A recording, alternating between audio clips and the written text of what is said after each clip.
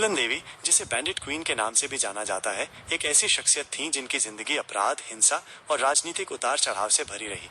उनका जन्म 10 अगस्त 1963 को उत्तर प्रदेश के जालौन जिले के एक छोटे से गांव गोरहा का पुरवा में मल्ला जाति में हुआ था।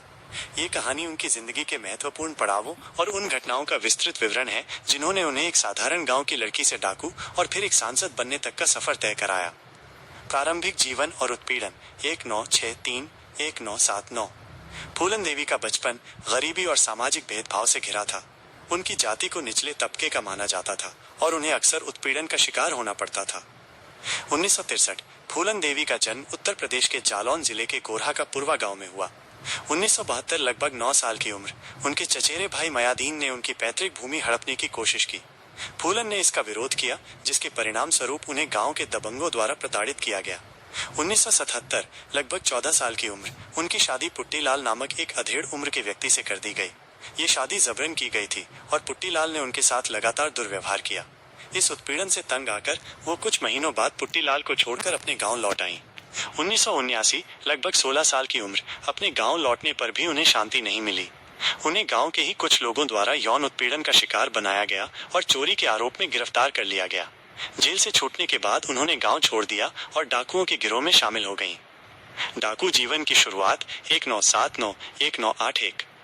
जेल से छूटने के बाद फूलन ने डाकू विक्रम मल्लाह के गिरोह में शरण ली। ये वो दौर था जब उनकी जिंदगी ने एक नया और खतरनाक मोड़ लिया। 1979 के अंत में फूलन देवी ने बाबू गुज्जर के गिरोह में शामिल हुई, लेकिन बाबू गुज्जर ने उनके साथ दुर्व्यवहार किया। 1980 की शुरुआत विक्रम मल्लाह ने बाबू गुज्जर को मारकर फूलन को बचाया और अपनी गिरोह में शामिल कर लिया। विक्रम और फूलन के बीच प्रेम संबंध विकसित हुए। इस दौरान फूलन ने बंदूक चलाना और डाकू जीवन के गुर सीखे। अगस्त 1980 सवर्ण जाति के डाकुओं के एक गिरोह ने, जिसमें श्रीराम और लाला राम नामक 2 भाई शामिल थे, विक्रम मल्लाह की हत्या कर दी। फूलन को बंधक बना लिया गया और उन्हें सवर्णों के गांव बेहमई ले जाया गया। अगस्त 1980 फरवरी 1981 बेहमई गांव में फूलन को कई दिनों तक भयानक यातनाएं दी गईं और सामूहिक बलात्कार का शिकार बनाया गया। इस घटना ने फूलन को अंदर तक झकझोर दिया और उनके अंदर बदले की भावना भड़क उठी। बेहमई नरसंहार और उसके बाद 1981 बेहमई में हुई घटना ने फूलन को एक क्रूर डाकू में बदल दिया। उन्होंने इस अपमान का बदला लेने की कसम खाई। 14 फरवरी 1981 फूलन देवी अपने गिरोह के साथ बेहमई गांव पहुंची। उन्होंने गांव के उन 20 सवर्ण ठाकुरों को चुन चुनकर गोली मार दी, जिन पर उन्हें सामूहिक बलात्कार और उत्पीड़न का शक था। यह घटना बेहमई नरसंहार के नाम से कुख्यात हुई और पूरे देश में सनसनी फैल गई। 1981 के बाद बेहमई नरसंहार के बाद फूलन देवी एक दुर्दांत डाकू के रूप में जानी जाने लगी। पुलिस उनकी तलाश में सक्रिय हो गई और उनकी गिरफ्तारी के लिए बड़े पैमाने पर अभियान चलाए गए। आत्मसमर्पण और कारावास 1983-1994। बेहमई नरसंहार के बाद फूलन पर भारी दबाव था। अंततः उन्होंने आत्मसमर्पण करने का फैसला किया। 1983 2 साल तक पुलिस से बचने के बाद फूलन देवी ने मध्य प्रदेश के भिंड जिले में तत्कालीन मुख्यमंत्री अर्जुन सिंह के सामने आत्मसमर्पण कर दिया। उनके आत्मसमर्पण के लिए कई शर्तें रखी गईं, जिनमें उनके परिवार की सुरक्षा और उनके खिलाफ फांसी की सजा न होना शामिल था। 1983-1994 फूलन देवी को ग्वालियर और तिहाड़ जेल सहित विभिन्न जेलों में 11 साल तक रखा गया।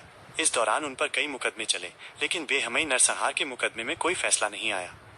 राजनीतिक जीवन और हत्या 1994-2001।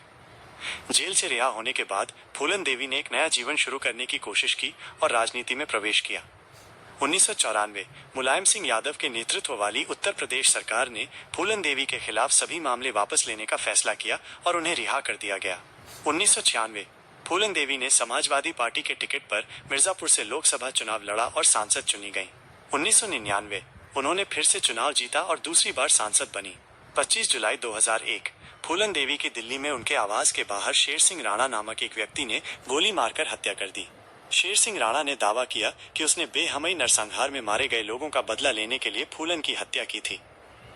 फूलन देवी की कहानी एक ऐसी महिला की कहानी है जिसने समाज के निचले पायदान से उठकर डाकू, फिर सांसद और अंततः एक रहस्यमयी मौत का सामना किया। उनकी जिंदगी भारतीय समाज में जातिगत भेद